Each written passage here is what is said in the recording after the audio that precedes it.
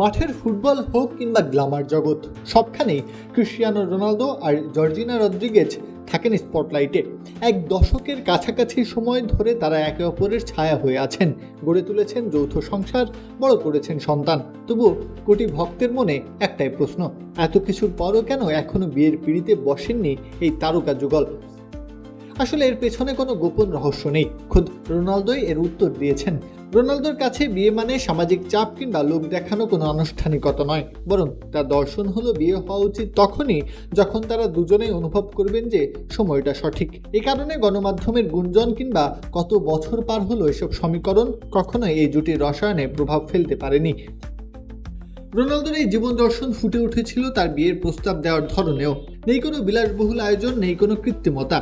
এক গভীর রাতে হুট করেই তিনি বিয়ের প্রস্তাব দেন জর্জিনাকে, আর তারপর তো জর্জিনা হ্যাঁ বলেন।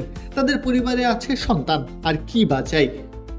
তাই বিয়ের তারিখ নিয়ে জল্পনা কিংবা অনেক দেরি হয়ে গেছে এমন মন্তব্যে কাঁদেন না রোনালদো জর্জিনা। তারা নিজেদের ছন্দে চলেন। পর্তুগালের সেই ছোট্ট দ্বীপ থেকে শুরু হওয়া রোনালদোর জীবন গল্পে জর্জিনা এখন এক অবিচ্ছেদ্য অংশ। বিয়ের সানায় আজ না হোক কাল বাজবে, তবে তাদের বন্ধনটা যে এরই মধ্যে পূর্ণতা পেয়েছে তা বলাই বাহুল্য। প্রত্যহ কাব্য, খেলা ৭১।